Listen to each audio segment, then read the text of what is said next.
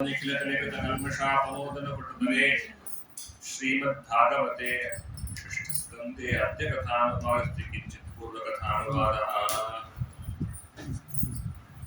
पंचमस्कंदपर्यंतವಾಗಿ ಪ್ರಿಯೋಗತ ಮಹಾರಾಜರ ಮಕ್ಕಳ ಮತ್ತು ಅವರ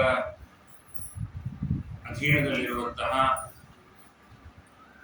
ಜಾಗದಲ್ಲಿರುವ ನದಿಗಳು ಪರ್ವತಗಳು ಅಲ್ಲಿರುವ ಭಗವತ್ ಸನ್ನಿಧಾನ ಅಲ್ಲಿ ಅವರ ಉಪಾಸನೆ ಅನುಸಂಧಾನ ಅದಾದ ನಂತರದಲ್ಲಿ ಶಿಂಶಮಾರು ಭಗವಂತನ ವಿಸ್ತೃತವಾದ ವಿರಾಟ್ ರೂಪ ಚಿಂತನೆ ಇದನ್ನೆಲ್ಲ 5ನೇ ಸ್ಕಂದದಲ್ಲಿ ಹೇಳ್ತಾ ಕೊನೆಗೆ ನರಕದ ಬಗ್ಗೆ ಹೇಳಿದ್ರು.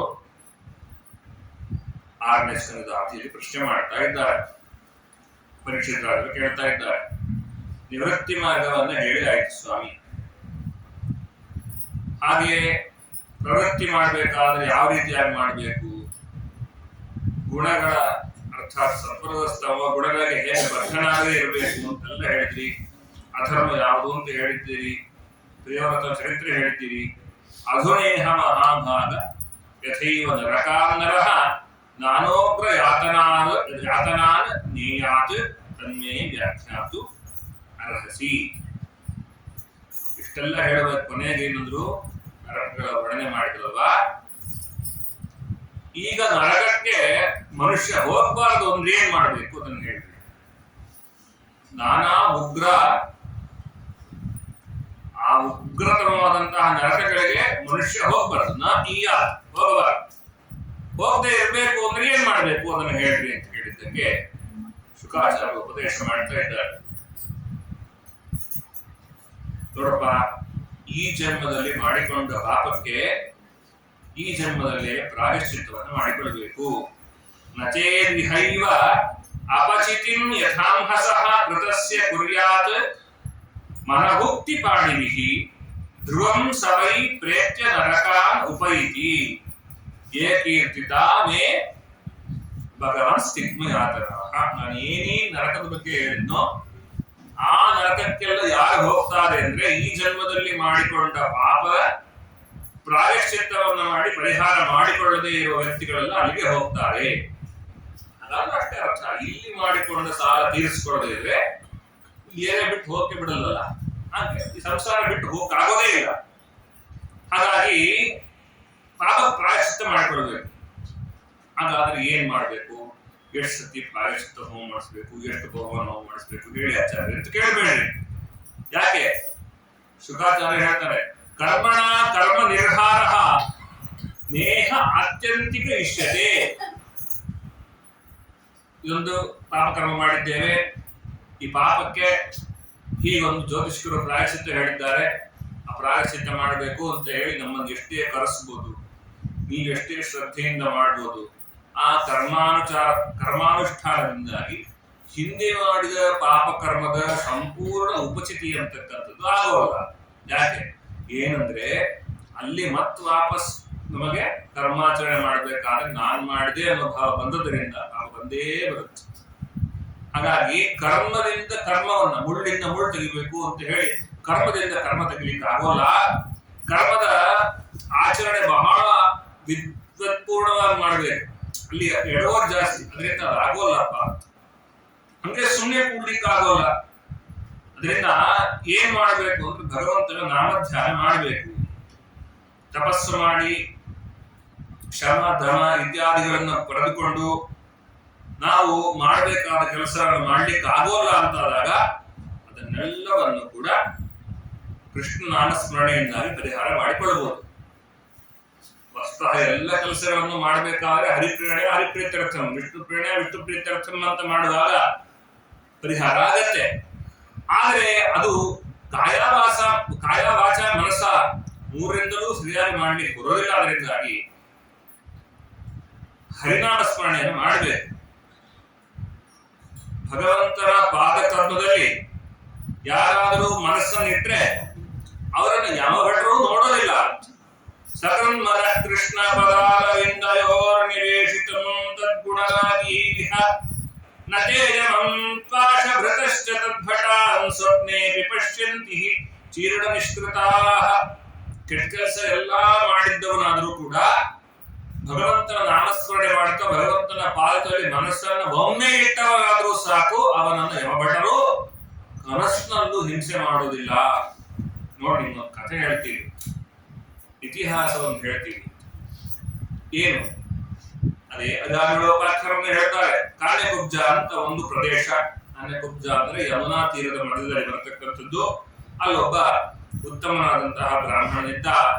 ಅವನು ಯಜ್ಞಯಾಗಾದಿಗಳನ್ನು ಮಾಡ್ತಾ ಇದ್ದವನಾದರೂ ಕೂಡ ಅವನ ಕರ್ಮಗಳನ್ನೆಲ್ಲ ಬಿಟ್ಟು ಯಾರೋ ಕೆಟ್ಟ ಹೆಂಗಸರ ಸಹವಾಸ ಮಾಡಿದ, ಕುಟುಂಬ ಕಟ್ಕೊಂಡ, ಸಾಲ ಮಾಡ್ದ, ಇನ್ನೊಂದು ಏನೋ ಮಾಡ್ದ, ಎಲ್ಲ ಆಯ್ತು. 10 ಮಕ್ಕಳು ಹುಟ್ಟಿದ್ವು. 10 ಮಕ್ಕಳಲ್ಲಿ ಕೊನೆಯ ಮಗನಿಗೆ ಏನೋ ಧರ್ಮ ಪ್ರೇರಣೆಯಿಂದಾಗಿ ಒಂದು ಹೆಸರಿಟ್ಟ, ನಾರಾಯಣ ಅಂತ.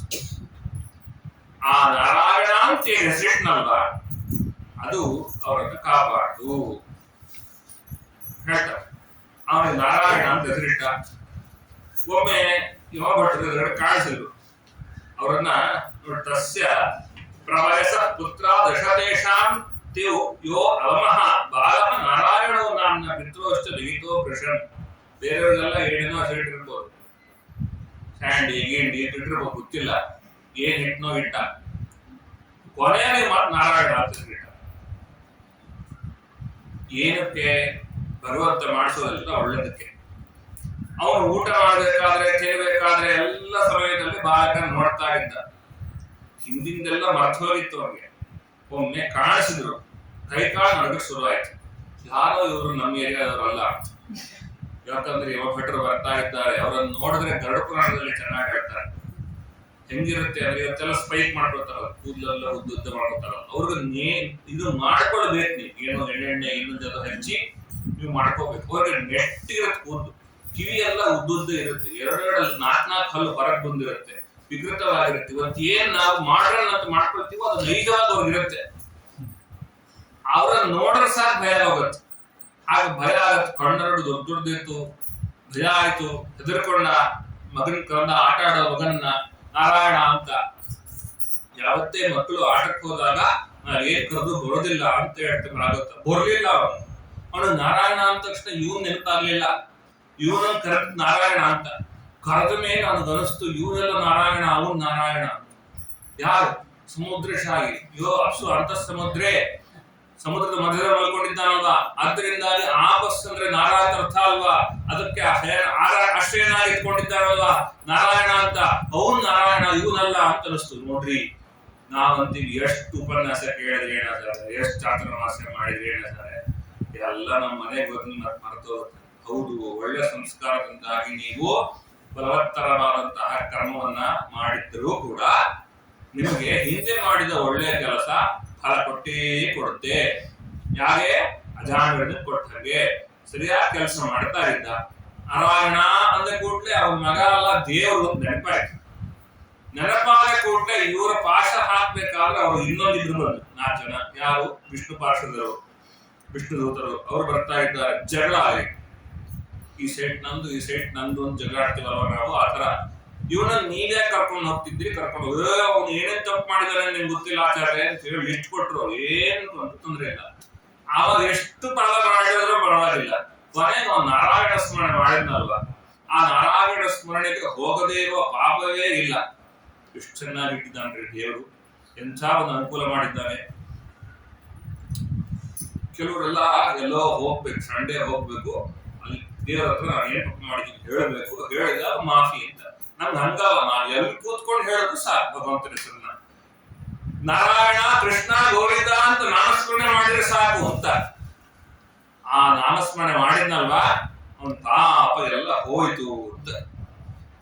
ಯಾಕೆ ನಿಮ್ಗೆ ಧರ್ಮ ಗಿರ್ಮ ಏನು ಗೊತ್ತಿಲ್ವಾ ಅಂತ ಕೇಳಿದ್ರೆ, ಯಾಕಂದ್ರೆ ಯಮಧರ್ಮರಾಜನ ಭಟ್ರು ನೀವು ರೂಲ್ಸ್ ಅಂಡ್ ರೆಗ್ಯುಲೇಷನ್ಸ್ ಗೊತ್ತಿಲ್ವಾ ನಿಮಗೆ ಅಂತ ಕೇಳಿದ್ರು.